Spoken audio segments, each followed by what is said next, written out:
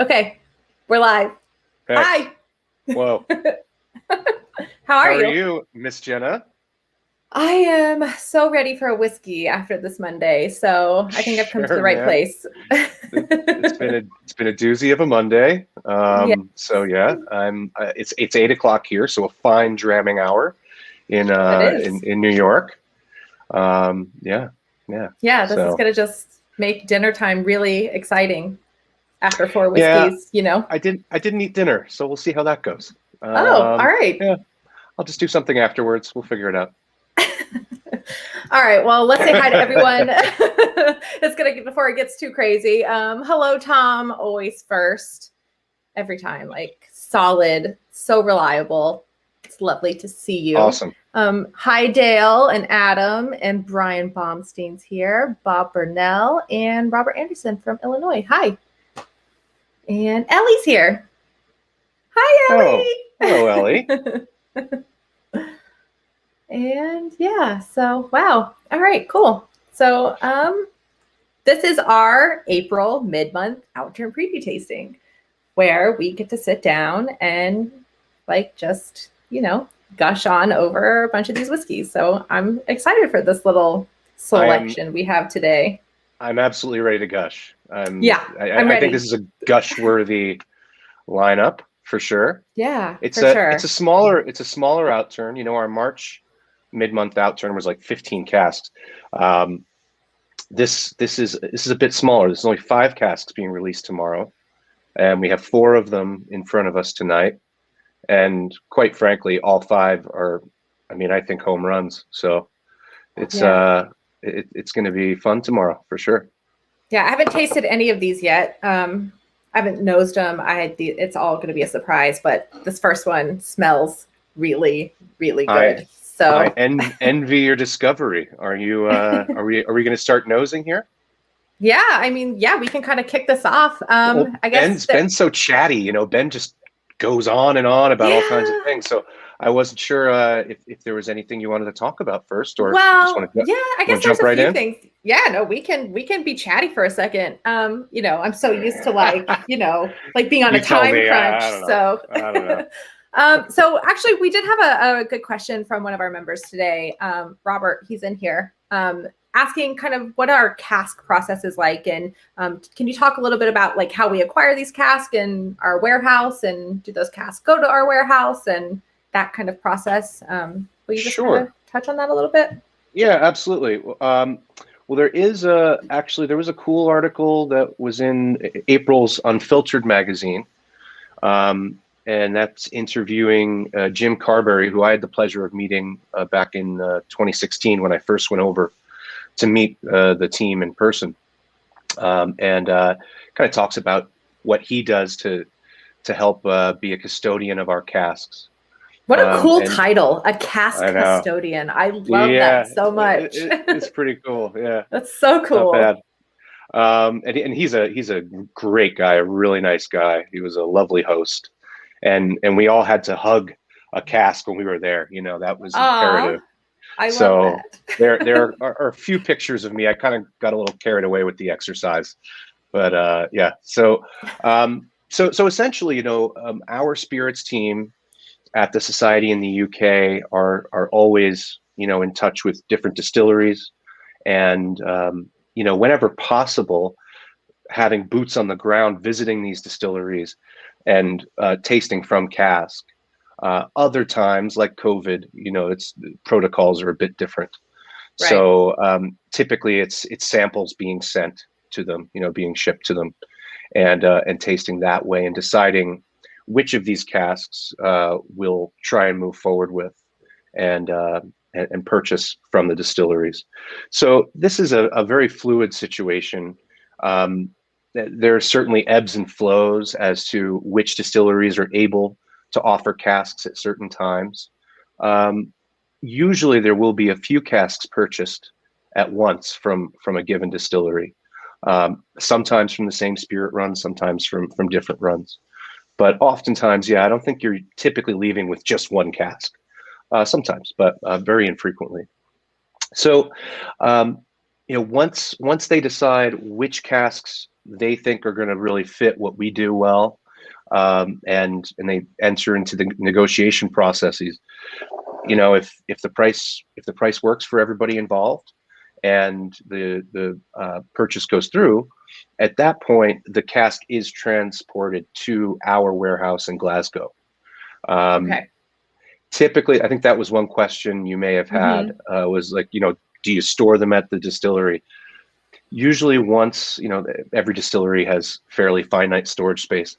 So once that cask is no longer their, you know, their property, they want to get it out of there. So we are oftentimes moving all of those casks rather quickly to our warehouse. Now, there are some exceptions there where if you feel that the cask may benefit from staying put, you might broach that subject with the distillery, and typically for a small fee, you might be able to allow the cask to live there a bit longer. But you might be talking a couple of years, nothing too crazy. Also depends on, you know, is this new make spirit that we're purchasing? Has this just been filled? Is it mature spirit that could potentially be sold immediately or in the very near future? These are all factors that go into it, but by and large, the casks that we purchase are being moved to our warehouse immediately. And then we have a palletized storage as well as a rack system. So a Ewan is able to access those casks and draw samples and figure out, you know, where they are in their maturation and development, and also see if maybe an additional maturation is in the cards for a particular cask. So that's a pretty brief rundown of how it goes. I mean, of course, in Scotch, in Scotland, in the whiskey industry, there's all kinds of exceptions to every single rule, but that's by and large how the flow of whiskey kind of goes for us. Okay. And one of our members, our Hi Kelvin, he asked, what about countries outside of Scotland? So are those casks coming directly over? Are they kind of staying put?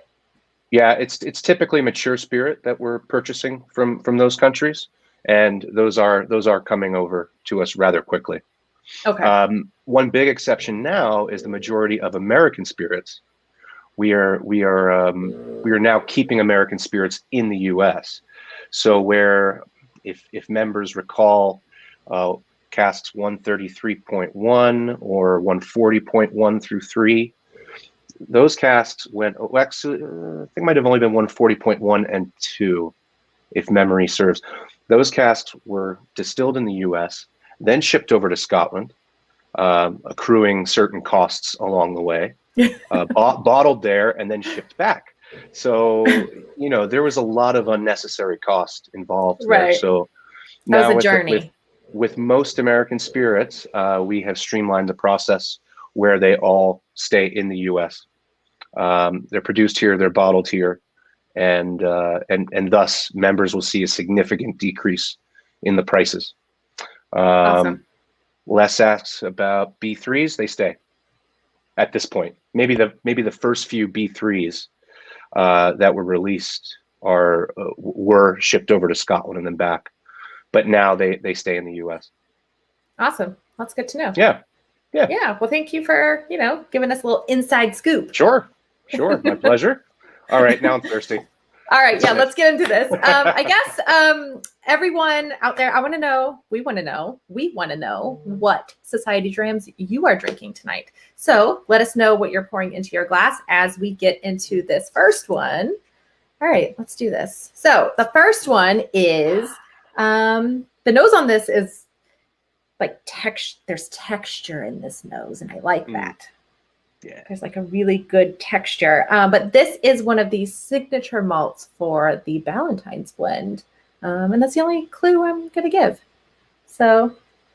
Oh, this is really fresh. It's really good. Floral. I mean, very perfumed. And it's got a kick. It's got a kick to it, for sure. It does, but it also smells like just really, there's like a very like viscous velvetyness to the nose on this, and I really love that. So yeah, you want to introduce it? Well, you threw up the banner already, so I did. Is cask 72.93, a wedding invitation. Young and sprightly, excuse me, flavor profile. 9 years old from the northern Speyside, aged all 9 years in a first fill ex bourbon barrel at a very shy 61.4% alcohol. So yeah, that heat comes through on the nose, but ooh, so much more. Yeah, this is I mean, really beautifully floral. It's so and floral. fresh. Yeah. Like this is good, like getting into summer kind of whiskey. This is like that good, like you could have this kind of whiskey. Well, I haven't tasted it yet, but just off of the nose, this is a really just light, fun, bright whiskey that you can really dig into these kind of months. So Nice. ooh. Oh, Everyone's pouring some really good stuff. Some good stuff, yeah.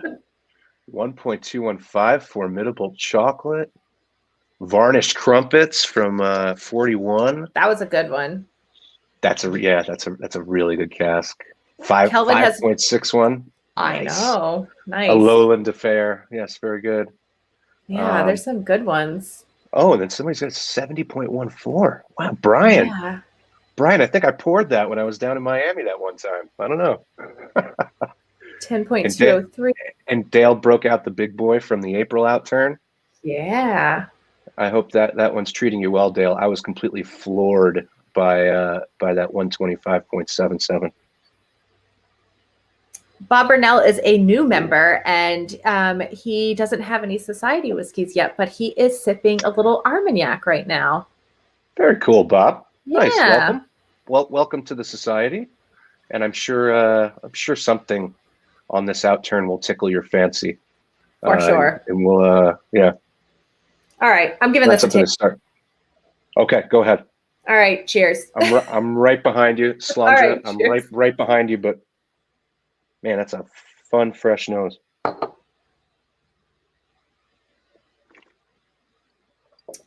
Mmm. Whoa. Yes. Yes. Yes. Texture. That's sprightly. That is, Ooh. but I don't find it to be like it's sprightly, yes, but there's like a creamy honey like texture to this whiskey that I really love. Yep. And a big hit of, I get that creamy honey. Absolutely. A lot of white pepper spice, almost kind of, maybe not all white pepper spice. I think there's some cabinet spice in there too. I mean, there's some, it's subtle, but it's there. It is for sure. Yeah. Well, that's interesting.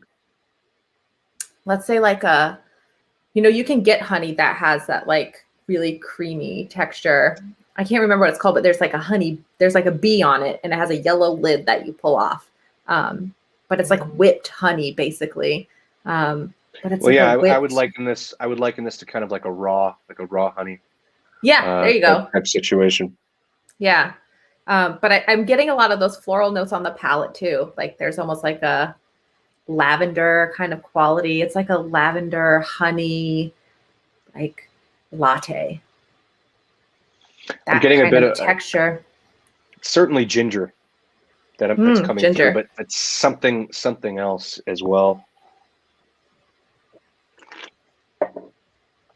I just love this. I haven't had a new young and sprightly in some time. This is You're usually a pretty big fan of these, if I recall. I am, but I haven't had any like newer ones in the past couple of months. This is one of the first ones, and it's one of those flavor profiles that just kind of, like it seems like maybe there are a lot of them on the website, and then all of a sudden we're releasing one or two every 3 months. So yeah, clove, like some kind of clove. Clove is the other kind of spice I'm getting on the finish. There's a little drying quality that I'm finding. Yeah, a little. I don't get a little much, like a tannic thing, like a tannin type. No, it's like a citrus peel. Maybe not dry is the word, but like a like that. I can't. My brain's not working. I have like a rind, like yes, the oil. Thank the you. oil from a rind. Yeah. Yes, spot on. Thank you. Ellie says this bottle is set to release tomorrow on my 9-year dating anniversary. The name certainly could help me drop a hint to my partner. Oh boy, run for the hills, Cam. Run for the hills, buddy. I love that. I think. Oh, I'm joking. I Do think it, Cam. Ellie needs No this. pressure. Just the might of the Scotch Malt Whiskey Society in America pressuring you That'd be so awesome. to get down We on could one cater knee. it. No big We deal, could buddy. cater the wedding. Sure, liquid only. Just whiskey everywhere. It would be all the whiskeys that are named after foods, and that'll be the buffet. You know. Right there, you go. I like it. Ellie, we just planned your wedding for you, so. Yep, it's done. It's good. Yeah, I really, really, really like this. I'm gonna give it a little taste with water. Yeah, I just diluted that. If I can find my water. So organized today. Well, that heat that we got originally is certainly mellowed almost entirely, and it opens up all of those those really nice floral attributes. Wow. Almost more on like where earlier it was kind of like a white flower type aroma. This is almost getting a bit more rose gardeny. I was just about to say on the nose and palate before water, I almost got like a lavender quality, but now I'm definitely getting that rose, like really, but not like a rose water almost quality to this. Mm-hmm. Mm-hmm. Ooh, I think I like the nose a little better with water. Yeah, I mean, it's so vibrant. If you need to clear out your nostrils, don't dilute. But yeah, I might agree with you that you do this. And for those of you like Bob who are just joining us, this is my thing that I've learned from a couple of sages along the way. When you're diluting, when you're adding water to your whiskey, the way I was taught was to note the burn or the prickle that the alcohol gives your nose on the neat nosing, and with a dropper or just kind of some dumps of water, depending on how strong it is, just add water to your whiskey until that prickle or that burn has subsided, and you're probably in a pretty good space to dilute to your own palate's liking. So that's just my little PSA that I like to throw out. I always think of Charlie McLean when I hear that word. Well, Charlie taught me, yeah. Charlie he uses that word quite often. It's prickle, yes, it's prickle. Yeah, I really look forward to having him back on the road when all this stuff gets back to normal, doing those tasting panel experiences again. Yeah. I'm just ready to be with people again and host in-person tastings again. Whoa, I feel like this go round, the heat was a little more intensified with water, oddly enough. Like I get more of that than I did before, where I really got that like really just creamy honey lavender profile. Interesting. Yeah. Because I'm still getting all that cream. I'm getting a lot of creaminess still. Yeah. I'm getting less of the white pepper / ginger / clove type spices on the finish. They've mellowed out. They're certainly still there. They're just not like kicking me in the throat. Yeah, this is really nice. So they that's quite nice. One of the things about this distillery is I know that they do 56-hour fermentation time, but it's short, but the reflux is low. They have like lower reflux, which gives it like is supposed to give it an oily texture. And I get that all the way across the board, even at, in a Young and Sprightly. I don't typically find these like heavier oils on the texture, but this is really good. Yeah. That's typically reserved for other flavor profiles. Yeah. But in this distillery, I mean that texture certainly is a consistent factor, I think. So yeah. Well done. That's a 72.93. 72.93. Great way to start. I'd say yes. I mean, just saying. Yeah. It was a wedding invitation. Sure. Yeah, great name. It's a great wedding gift. So if you have any friends who are getting married, in the Shameless sales plug. I'm just saying, it's a great name. I mean, hey, Sometimes sure. You're right. Sometimes we Absolutely. get names that, I'm like, I have to have that just because I love the name. I know we have members like that too, who are like, this name is so awesome. Got to have that. So, nice. All right. Nice.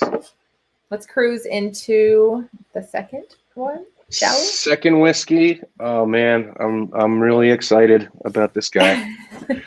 I mean, as you know, I'm not really a big sherry fan, but this is double the sherry fun right here. This is Cask 68.52. Sorry, I'm really not good at getting this. Yeah, it's an art. Yeah, I haven't mastered it. I'm not even close. I cannot take the stone from your hand quite yet. Anyway, this is called, if you want to throw up the banner, that's just maybe a little easier. Yeah. This is called Wonderfully Deep. It's a 13-year-old Highland whiskey, Cask 68.52. And this spent, I want to say 11 years. I'll double check that very quickly. 11 years in an ex Oloroso cask, followed by 2 years in a Pedro Jimenez cask. So, you have sherry on top of sherry, and just, it's probably a very luscious profile. So, yeah, it was 11 years in an Oloroso butt, and then the last 2 years in a first fill Pedro Jimenez. Let's get it. Wow. Yeah. I'm excited. I know Zach is probably the color. First of all, is eat your heart out, Zach. Yeah. Yeah, that is a deep color. This looks like Bob's Armagnac, actually. Yeah.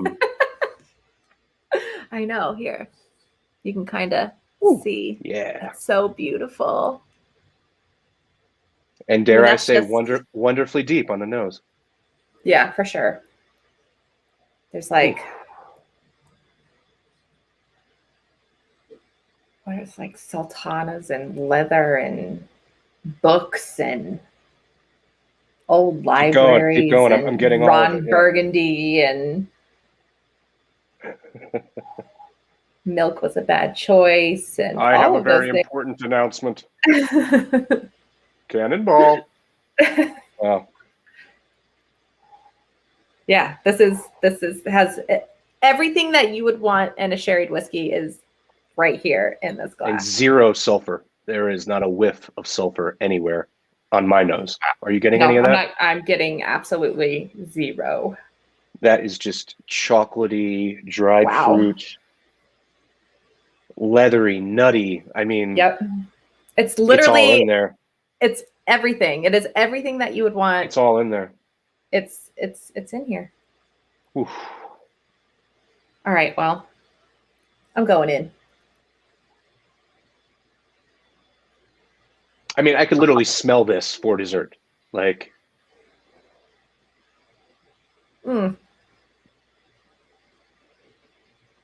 yeah. I'm done. I'm tapping out. Oh my gosh. I'm gonna wow, pull a bin and say, oh man. Please don't tap out quite yet. We have 2 more whiskeys, and I can't carry this show by myself. Oh my goodness. That is stunning. That is a stunning whiskey. It's okay. Stop it. You're lying. No, I'm just trying to mellow it out here. But no, man, this is incredible whiskey. I mean, for the sherry lovers, this has it all. This has it all.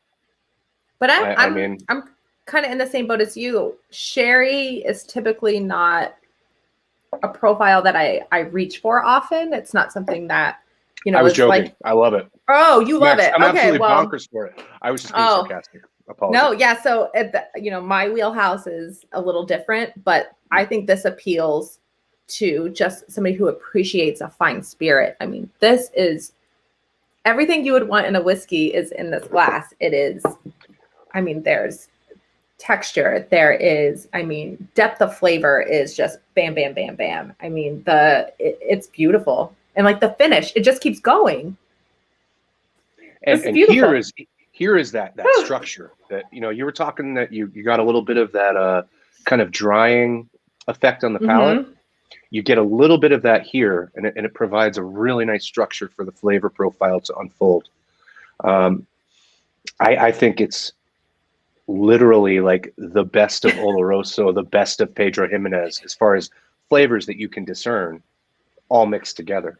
So you have those Yeah. drier elements, you have those sweeter elements, the chocolatey, the nutty, the dried fruits, the molasses, the spice. I mean, And I feel like after that first that's sip, I went back to the nose, and it's like getting better, if that's possible. oh I man. mean, it's nose and palate on this match really, I mean, spot on for me. Mm. Todd's asking how many bottles are in this release, as far as in the full Outturn or for this particular whiskey. How many bottles do we have? Well, for the full Outturn that was disgorged from the cask, it was about 500 and change. The U.S. got 120 of them. Cool. So it's a good hit, and it'll be limited to 1 bottle per member. Sorry, guys. Spread the love. This is like, yeah, this is like opening a pack of like dried cherries and like dates and ooh, yeah, everything sure. all mixed in together, and it's like kind of sticky on the inside of the plastic, and you with open it up. cocoa powder Yeah. dusted on it, maybe. Yeah. And then like a big dollop of whipped cream, and then you just eat it. Whipped cream that has cinnamon and nutmeg in it. Bam. Now we're putting together dessert for our wedding. Yes. So hire Tom and I to plan your wedding. Are you getting married? Do you love scotch? Oh my gosh. Did we just come up with $1 million idea? I think the infomercial is on its way. Oh my goodness. QVC is calling me right now. Mm. Yeah, this is fun. This is a treat. Airbus Lago says it sounds like fruitcake. I mean, there are certain fruitcake elements. I can't stand fruitcake myself.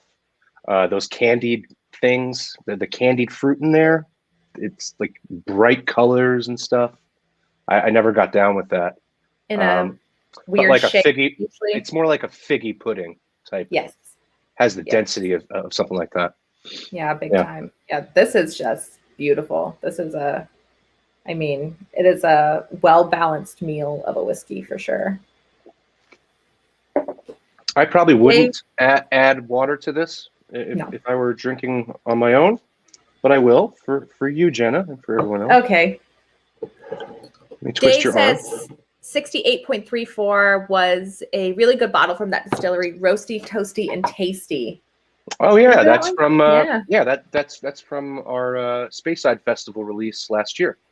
Yeah, that was our Speyside Festival bottling. Yeah.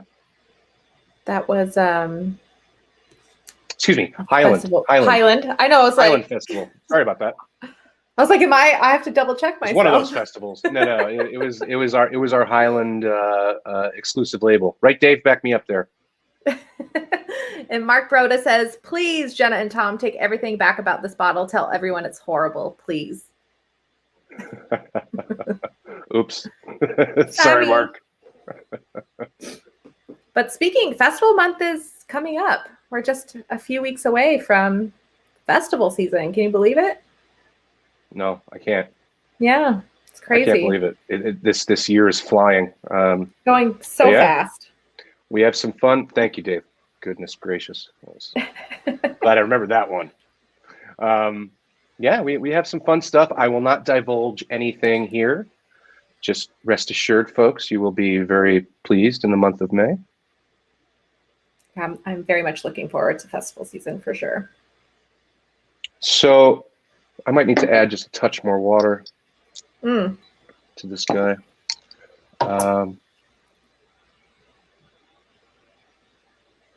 Yeah, this is, from start to finish, this whiskey, it's just solid the whole way through. I really love that. Sorry.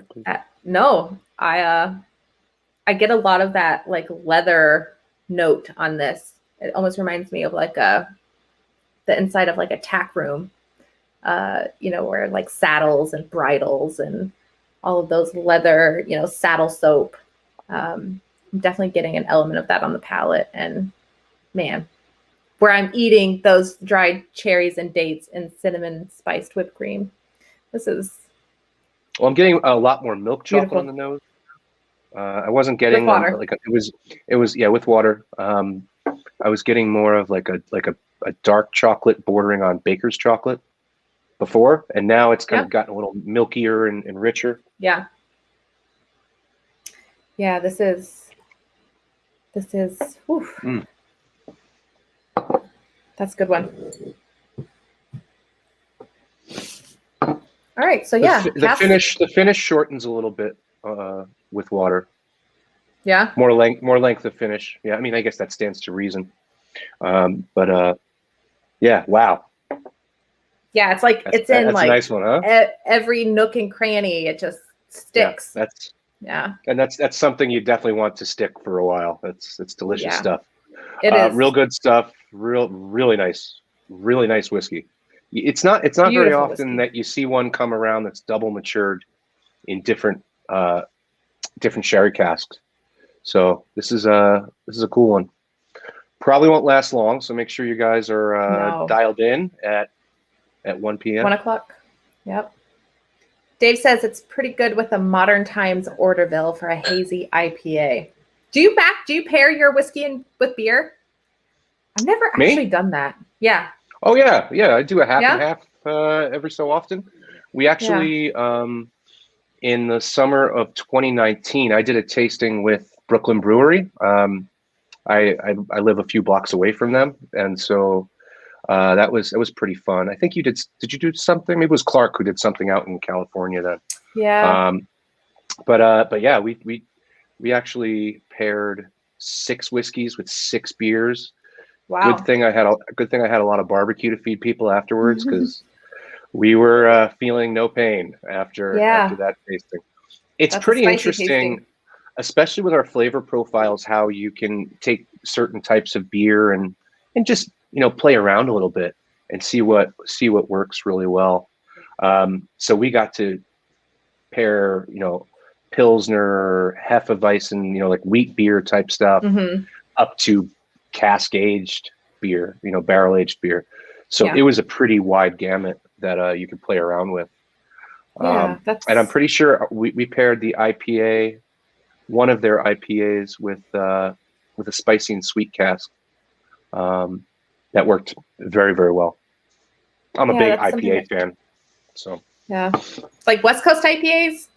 Oh, Scott Perez, other half, absolutely. Those guys, they're in Brooklyn. Sorry, it's okay. But I'm like other half brewery. I don't know how far their reach is, but if you guys can get some, oh my, that's good stuff. That's very good. I will have to keep my eyes open for that. Yeah. All right. So, the amazing Cask 68.52. Wonderfully deep. Yeah, we have more. There you have it. We have more. This is not the end of the tasting. Yeah. No. All right. So now we go from the beautiful Highlands to the edge of Western mainland Scotland for a dram from the Outturn. This is cask 93. Oh, I'll get there. No, not yet. Sorry, Jenna. Let me just put that banner up. Yeah, 93.149. This is pleasingly idiosyncratic. A lightly peated 8-year-old, aged in a first fill ex-bourbon barrel. I love these guys. I love that we are getting such a nice supply of casks from them. It's just a really beautiful combination. I always liken it to a mix of, kind of coastal island and richness of Highland together in the glass. Great way to describe that. What I love about 93s is there's always this like medicinal, like a hospital-y kind of quality on the nose of this. Do you get that? Yeah. I do, and I don't really find it in other whiskeys. I feel like, if you were to line these up in a blind that you'd almost, I don't want to say I would, but you'd almost be able to really pick that out just because I always find that quality in 93. So I love that. Interesting. Note. I get more of that quality in like the 16s. Oh, really? I get a lot more of that hospital kind of, gauzy like type stuff. I get that a bit more in the 16s. Yeah. Yeah, those 16s have been, whew. They're pretty intense. They are. There's no joking around. I mean, this is an elegant nose. It's a very, very elegant nose. To me, bear with me here. If you were to take a fresh strawberry, dip it in cardamom, and then throw it on the grill for a couple of minutes. Oh. Cardamom dusted strawberries off the grill. That's what I will definitely co-sign. I like using broad strokes. I want to make sure that I'm keeping it fairly general. I would say that you're eating that cardamom dusted strawberry fresh from the grill while scrubbing surgical instruments with iodine. Well, that sounds like sounds like a hospital that should probably be fined. Yeah. Well, it could be a veterinary office. Well, the animals need sterility too. I mean, although it is whiskey, so that's fine. Yes. Yeah, you're right. But I really just love that cardamom note. Man, spot on. Yeah, Airbus Lago. I'm being kind of sarcastic this evening. I apologize. Yeah, it is pretty specific. Kelvin says, I like the slaty mineral aspect of Distillery 93. Yes. That's so. I get a couple of running parallels with 93. Dependent on how much peat there is, not typically. If you're talking about parts per million here, compared to other regions, it's not that high. But within the context of medium peated or heavily peated malts from them, to me, you're always getting a really nice core of a very ripe fruit. I get strawberries from them quite a bit, like kind of brambly fruit. And I've gotten that off their new make when I've nosed that. But running alongside of that, as Kelvin mentioned, is that kind of freshness, that salinity that is always blowing around. It's very windy, fairly windy there. And, the warehouses are certainly not impervious to a nice coastal breeze that's blowing through. And I feel like that has to have some kind of influence on this whiskey over several years. Yeah, do you get any of that? And now I'm getting a bit of slight fennel or like anise. Yes, I definitely get that. I get the cardamom is like, it's spot on. And then yes, like aniseed, I definitely get that. But then there's that like salty, iodine-y, like medicinal note that just like encompasses all of that. And it's so fantastic. Oh. I get a very light iodine. Yeah. Like it's extremely light though. It's a whisper, if you will. I don't know if I'm like maybe more prone to that. Like I grew up in veterinary offices and that smell was like part of my everyday life. And so I wonder if that's just my connection. You know how you make those connections with aromas. Oh, absolutely. Yeah. Dave Johnson says in 93.106 Red Diesel. I've heard so much about that particular cask. I've never had a chance to taste it, but I have heard so much about that cask. Yep. And 93.100 Flowers in a Coal Bunker. Nice. Yeah. I remember both of those casks very well. Pouring Red Diesel. I mean, it's got that name for a reason. Yeah. That was heard a lot about that. It was a port barrique. And then Flowers in a Coal Bunker, that was an oily and coastal expression that was just, I mean, again, it speaks to that elegance that this distillery can achieve a lot earlier in its life than than I think some others. There's always like a little bit of funk. Oh. I know that's probably not a very Well, I'm getting a proper bit of term, like a but white, like a raw white mushroom. A little touch of that on the nose. Oh. Yeah.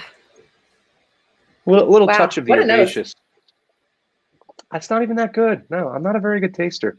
But this is speaking to me. I think we're just like hopped up on this 68.52. Right? Anyway, I'm gonna go in. This is All right. really good.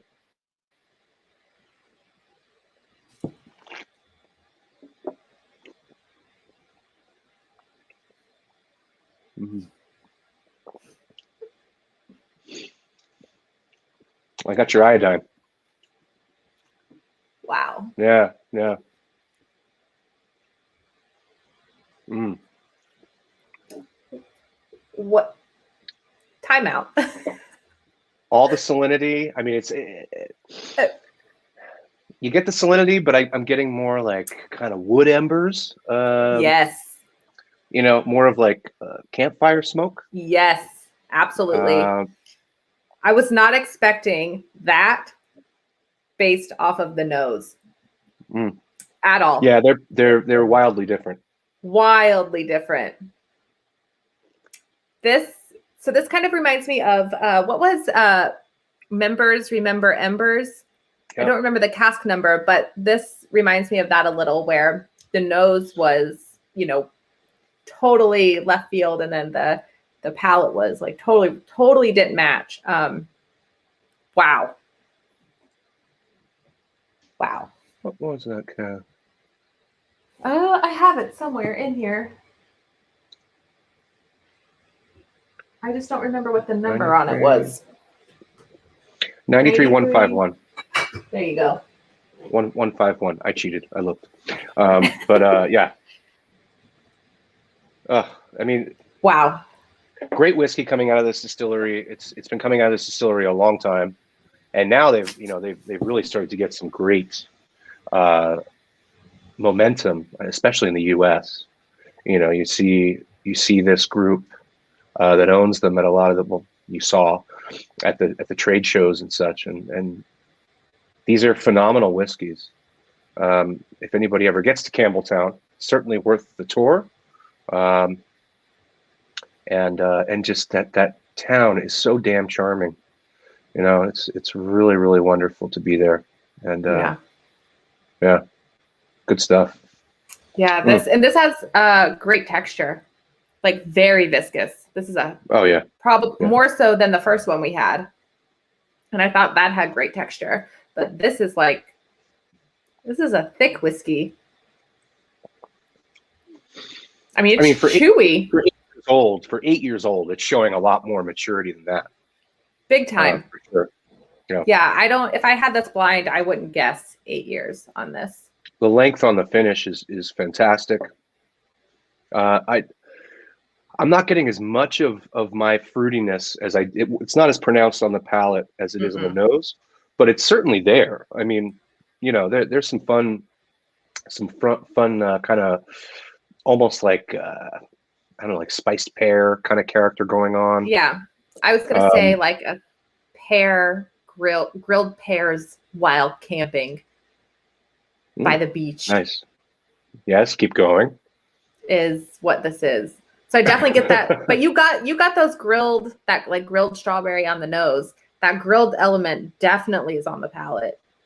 And those like embers, that like burnt wood, the salinity. It's like, yeah, you're beach camping and you've finished this big meal of like tri-tip and ribs and, you know, potatoes, and now you're grilling some pears. You're doing a little like cinnamon drizzle on those pears, and that like salty beach air is just like wafting around your head, and you have this beautiful whiskey.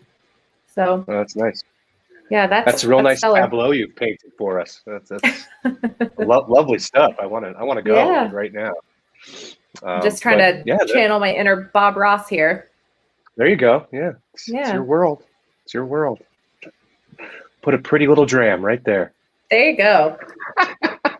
All right, let's focus. My wife actually got me a Bob Ross like painting kit. I have yet to do anything. I'm kind of nervous about it, but one of these days, I'm Why gonna. are you nervous? I don't know. I just don't want to mess it up because I was talking like a lot of smack. I was like, I could do that. I could totally do that. You could do what So Bob Ross does? She kind of called my bluff, and she's like, Oh, here you go, show man. me. I was like, I don't know. We'll see So what the happens. next tasting we do, you're required to bring your painting to show us all. You have to show us your Bob Ross painting. I'll bring you the blank canvas that I haven't done anything on yet. Be happy to do that. But when I do like gain the courage to do it, yes, I'll share it with you. Absolutely. Okay. Awesome. Anyway, so this is another, dynamite offering from Distillery 93. They do not disappoint. That's just the bottom line. No. And man, this finish is staying with me a long time. Yeah. And I really get that lovely like iodine character that you're talking about Big on time. the finish. That's really, really nice. Distillery 93. So my husband was not ever into peated whiskeys. I love peated whiskey, and anytime I would even open it, he'd be like, not for me. I can smell it from here. But what actually got him into really enjoying peated whiskeys was this distillery. They were like his gateway into the world of more heavily peated malts. And so I think that this is a really great, example of somebody who might be looking to get into peated whiskeys. I think this is a really good introduction into that. That's just kind of my hot take. And is it typically, aren't they usually like anywhere between like 19 and 25 ppm? Yeah, more like 15 and 20, 15 and 25.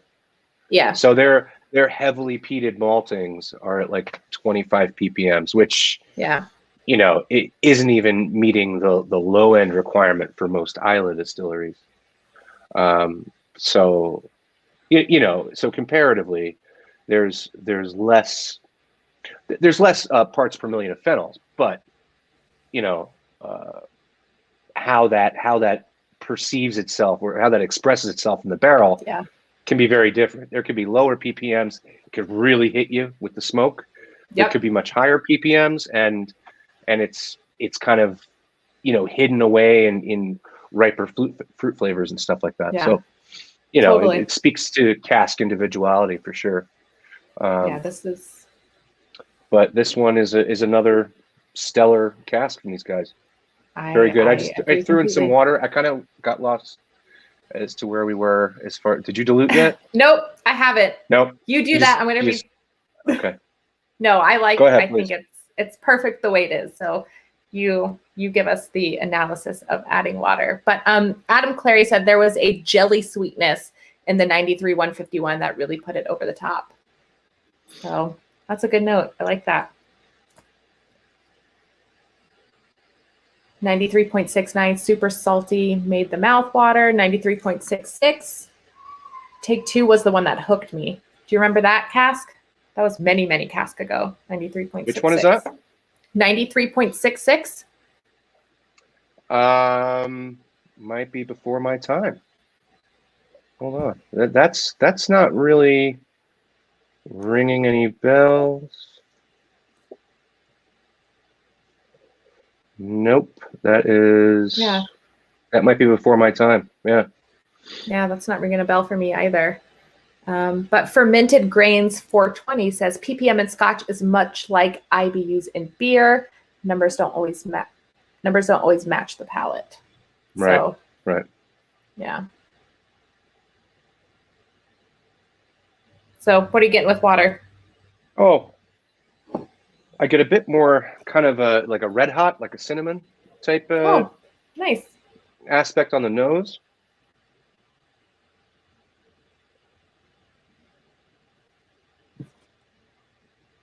My strawberry cardamom isn't quite so vibrant, but still in there, tucked away.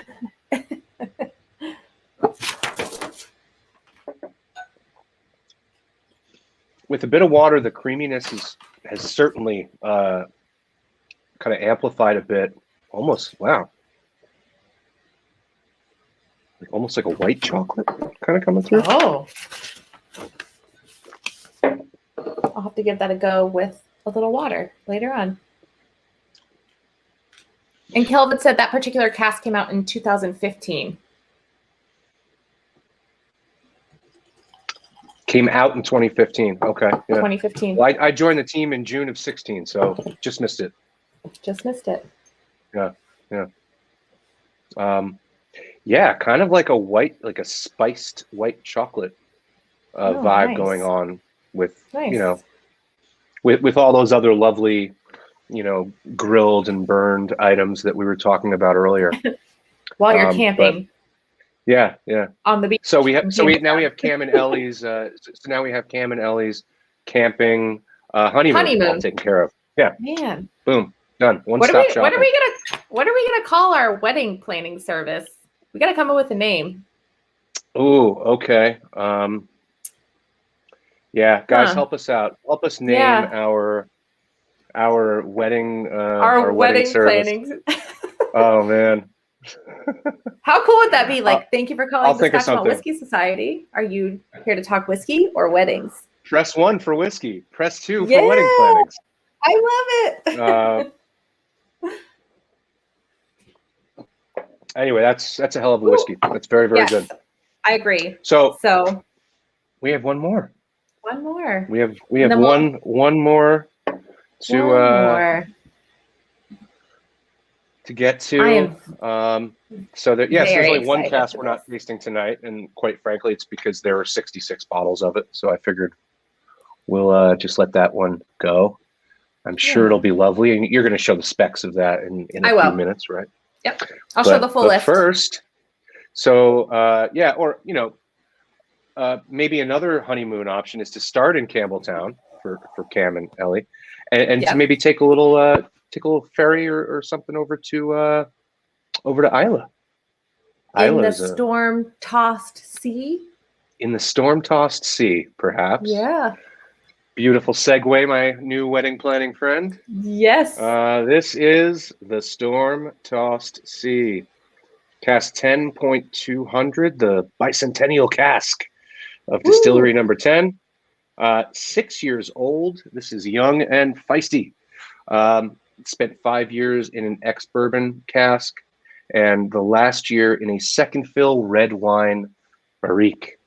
So these have been some of my Speaking of red fruits, red wine barriques. Typically, red wine barriques that we're using come from Rioja, come from Spain.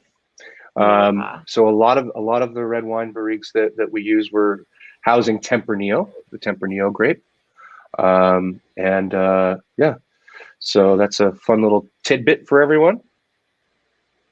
Yeah, I just for myself got that 135 that was in ex red wine barrique. Oh, is that intrigued? You should be, or after dinner delight? It is. You should be intrigued, or intrigued. You should be. Intrigued. Yeah, you should be. Yeah. Yes, it's that one, and it's amazing. Nice. Amazing. So nice. Yeah. Ooh. Well, Steve says here, Malt and Matrimony. That's our name. Oh, Steve. Steve, if this takes off if this gets off the ground, not only will you have a part of the revenue share, but we're going to ask you to maybe throw us $1 million to get the whole thing going. So yes, thank you in advance for your capital advancement, and we'll see you on the other side. Yes. Malts and Matrimony. That's perfect. Malts and Matrimony. Spot on. Yeah. But your whoever's marrying you is probably going to be a little drunk already, before they get up there. But there were some other good ones. There was Couples and Cask. Bourbon and Bouquets. All right. Ooh, Drams of Love. Ooh, I like that too. Well done, Kyle. Yeah. Ooh, I'm excited for this new venture. That's it. Yep. Well, guys, it's been nice serving the Scotch Malt Whiskey Society in America. We're gonna go marry people. Yeah. Yeah, Oh man. this nose is. I'm So very excited for this. so no, distillery number 10. That's on the north side of Isla, at Port Escague.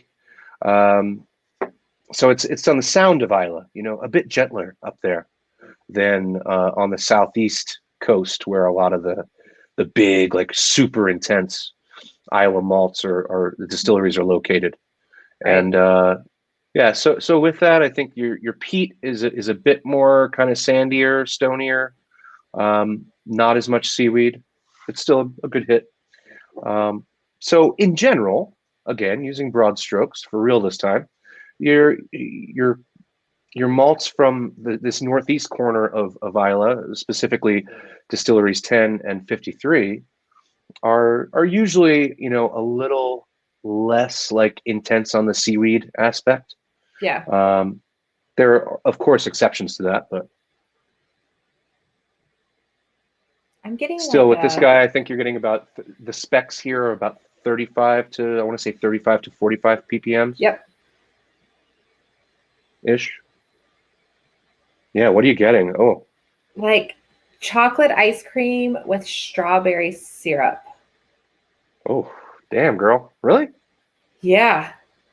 Like huge. I'm Wow. getting more strawberry on this than I was with the I just previous one. set you up. Like strawberry This is syrup not though, and it's like chocolatey and malty, or like a chocolate malted milkshake with like strawberry jam, like I whipped was in just that. using my mind tricks on you earlier It worked. to set you up. This is not the bramble you're looking for. No, but Yeah. I'm really getting a lot of that, like jammy strawberry, like blackberry, I can like definitely notes grab on that this. I can grab that blackberry jam out of there for sure. Yeah. Like it's super jammy. Yeah. What do the tasting notes on this say? Will you read those off the bottle?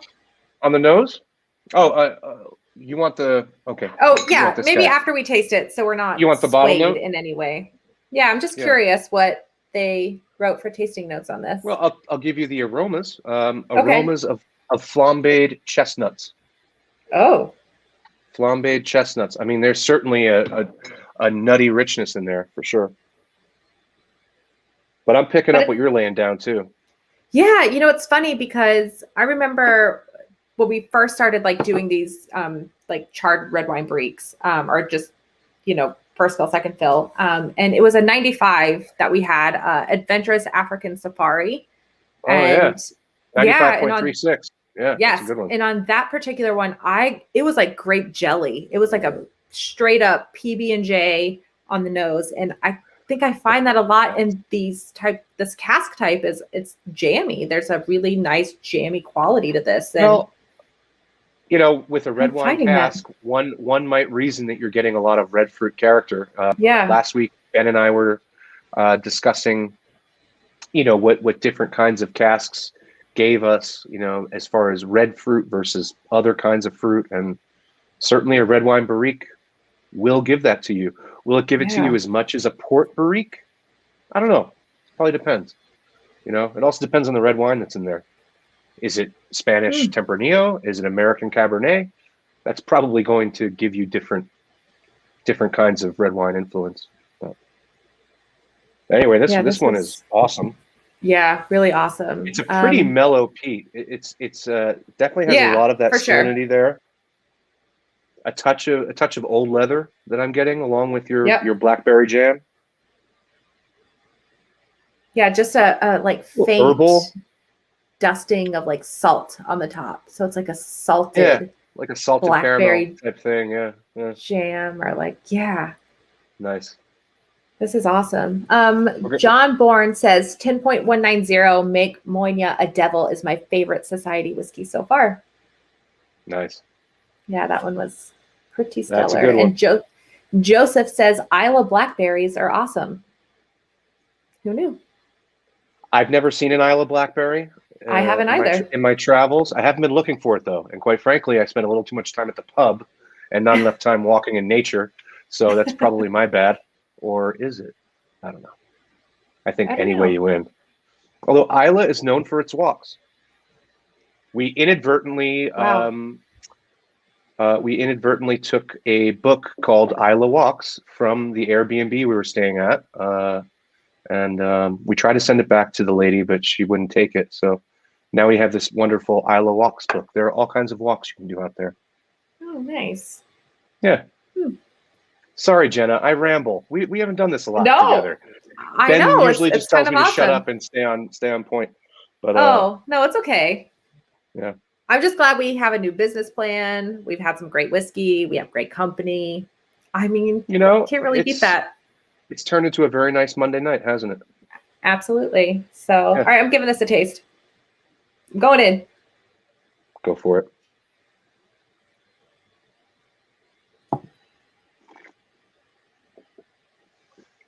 Mm.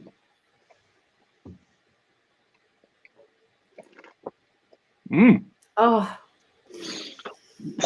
Like it really expands. Holy big moly. time. Big time. Oh, I feel like I haven't had. I love this ashy, Oh, this really like yes. finely ashy, like it's focused. Spot on. Oh man, I love that. Yeah, that is. Oh, I haven't had like a good peated whiskey in some time. I've not been like gravitating towards peat lately. And this is a really nice kind of welcome back to the category. Wow. that's funny. That's kind of like me with IPAs. You know, Yeah. I go in and out. Like I go real hard on IPAs, and then all of a sudden it's like all I can do is like a German Pilsner for maybe a couple months, but then I'm back. And it, you know, it's just tastes. You know, you got to mix it up. Yeah. Wow, this is incredible. Yeah, this is one of those ones. There's a lot to unpack here. Big time. And I feel like nose and palate are different on this too. Mm-hmm. Like the nose is so fruity and jammy and, you know, just very different than the palate. And the palate is like that ashy, like just. But it doesn't start out ashy. I mean, you certainly have all that beautiful peat. Yeah. All that smoke, all that salinity, all playing around together. But there is a kind of a caramel, almost like a creme brulee type aspect to the entry on the palate. I'm talking here. Yeah. But then that switches and it really kind of moves on you and just like explodes with the peat. It feels like it goes like beyond my cheeks. Mm-hmm. I don't know what that phenomenon is called, but I like it. I dig it. Yeah, before you like let it, like the entry to the palate is very sweet and caramelly. I'm with you on that. Like a peated creme brulee. Oh my gosh. Can you imagine? That's a winner. A peated creme brulee. Yeah, sure. Oh, I want to make that. I mean, all you got to do, how do you do that? You probably put I don't know. You put some peated whiskey in the custard. Yeah. You know, and there you have it. Yeah, oh, well, that would be awesome. There are my weekend plans sorted. Yeah. Trying to figure out how to make if you succeed, creme brulee. if you succeed, please ship me some. I'll pay for overnight. I will overnight one to you. Yeah, that is wow. That is really nice. Mm. I feel like we might be, we're now 4 drams deep, and maybe are we glazing over the nose? Because there really is quite a bit there. Yeah, the nose, I still just get like those jammy, brambly. There's like a distant, maybe like fire burning, way off yonder. On the palate, the fire has just been put out. Right? Like yes, it's kind of just been extinguished. Yes. And you have some of that fresh smoke that like lifts up very quickly and oh, wow. So Jonathan Galloway says, as a pastry chef, I need this in my life. Well, Jonathan, I think you should craft a fantastic Where is Jonathan creme brulee. Right. Jonathan, where are you? We're gonna need to do like a donut and whiskey pairing with you, Jonathan. Yes. A peated creme brulee or like a peated like cream filled donut. Why don't people use peat more in desserts? I would lose my mind. There's probably an earthy aspect to the actual peat. I mean, Yeah, I don't if know. you can replicate the peat smoke somehow, Yeah, uh, you know, I don't know. interesting. There's a bit of dirt in there, so I'm not sure if that would make the most Is that for pleasing. everyone? Well, I just think about like cocktails that like there's a cocktail joint in our neighborhood that does this drink called Smoke and Flowers, and Hmm. it's a little bit of distillery number 29 with some sherry and some dry vermouth and some kind of bitter maybe, and Yeah. it's brilliant. And all you have to do is throw in a little peated whiskey, and you Yep. add so much more dimension to a cocktail. So Yeah. couldn't you just translate that to food and That's what take that I would Isla think. whiskey and add more dimension to whatever you're doing? Yeah. Smoked cream is easy enough and used in savory dishes. Okay. Matt says, I've made a peated dark chocolate ganache and it's fantastic. Mm, Okay. We're onto something. nice. So not only we can serve these desserts at our weddings. We're changing lives tonight here, you and I, Jenna. It's Okay. pretty remarkable. This has been wow. Like a low sweet peated bread pudding. Oh my gosh. I would lose my mind. A peated bread pudding. Ooh. Ooh, I'm hungry. So I haven't diluted this, but I'm drinking more of it neat, and now I'm just kind of getting spicy, runny honey. Like, this is dynamic. Toss me around in the sea anytime. Yeah. Yeah, I'm This gonna is add a little good water. stuff. Ah! All right. Well, I can start singing show tunes, Dale, if you want me to.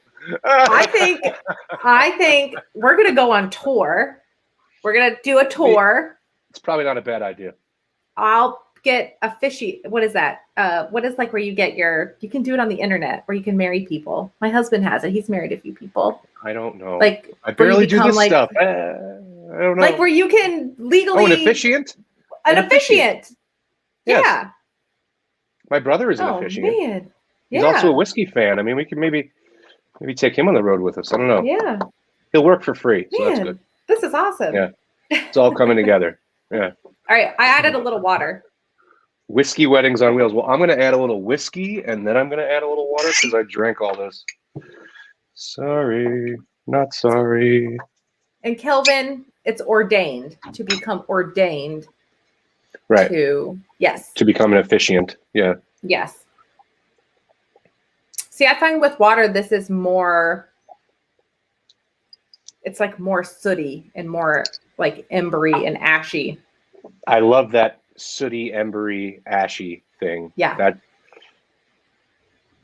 That's a very endearing quality to me. Yeah, I get a lot of that like soot with Distillery 33, but I get more of like a car garage, like oily, like very industrial kind of sootiness. This is more of like a wooded, like natural kind of sootiness, I find with this. Really, really fantastic. I like the nose better without water. I think I actually like the palate a little more just because it is more ashy and sooty with water. It's still there. Yeah. All that nice ashy character. Yeah, that is. I would drink this one neat, personally. I would continue to drink it neat. Yeah. Yeah. Yeah, this is wow. Wow, this was like a really stellar. I got to tell you, it's only 5 casks tomorrow, but all of them are awesome. So it's quality over quantity for sure with this release. And for sure. it's going to be it's going to be really fun for folks to explore these things. Yeah, I agree. Yeah, these are really delicious casks. So, did you want to put all of them up I'm going to share the big I'm going to board share it there? now. Okay. Yeah, I'm going to. So there's only one we haven't touched on. I'm going to share it now. Mm. All right, let's see. You have to kind of wow, that's do so the small. zoom in. I know, I'm sorry. That's so small. It's small. Let's see if I can. Okay, so the one basically that we did not share this evening is Cask 59.63, called Never Ending. That is a and you have all the distilleries right there too. I did. I didn't even. Nice, Jenna. Okay. There we go. Oh boy. Anything? You had to be quick on that one. Any other company secrets we have in here kicking around? Just that we're awesome. Yeah. I mean, well, not really a secret. That's no secret. Oh goodness gracious! It's Monday. moving on. Yeah, so 59.63. 10 years old. It's spent its last year. I want to say a year in a refilled hogshead heavy char medium toast. Excuse me, heavy toast, medium char. Flip that. Last 2 years. So so that's another one from a Northern Highland distillery that we don't see an awful lot. We at least haven't seen it in a while. So that's going to be a fun treat as well. Yeah. All 5 distilleries have all 5 casks have different flavor profiles. So it's a fun quintet to choose from tomorrow. So that's a nice little. That's that. You got my social security in here somewhere that you want to share with everybody? Stop. Okay. All right, I'm taking it down. Oh goodness gracious. I'm taking it down. Anyway, this was a really fun lineup. It really was. Do we want to tease later in the week at all? Yeah, later in the week. Okay, I have them sitting here. On Thursday. Very excited. On Thursday, this is going to be a midday tasting because we really like Jenna to drink in the morning. So it'll be 9 a.m. Little breakfast whiskey for Jenna, and 11 a.m. for Ben, and then for myself and Zach, it'll be 12, which is a fine driving hour for sure. But we will be exploring some international whiskeys for Earth Day. So it'll be all 4 of us just mixing it up, having some fun, and getting into some cool new whiskeys that are going to be released on Thursday. So so I guess we'll hopefully see everybody then. These will be some first. I've never had whiskeys from some of these places, and it's very exciting. Yeah, I'm very much looking forward to that. So cool. Thursday. Yeah, make sure you all come join us. That's going to be good. And tomorrow, make sure that you are at some sort of computer or rectangle at 1 p.m. Eastern time, because when this stuff drops, I think it's going to go pretty quick. So I agree. You guys know. You're the first to know. And good luck tomorrow. Happy hunting. Yeah. And Jenna, I'll let you take it away. Because I don't know how to sign off. These things. I'll just keep rambling. Well, this was our whiskey is the beautiful triumvirate of water, yeast. This was our incredible barley. April mid-month outturn, where we not only tasted through these incredible whiskeys, we created a new business, many new businesses. We had great company. Thank you all for joining us. This was a lot of fun. A great weekend. And a Monday night. Ellie and Cam have been married for 10 years now. So let's all raise a glass to their 10th anniversary, to many, many more. Ellie and Cam and everybody else. Everybody else out there. We are so fortunate to have such awesome members. So thank you for joining us. Awesome. All right, Jenna, we're signing off. Great seeing you. I will see you again on Thursday. Thursday. Right. Cheers. Cheers, everybody.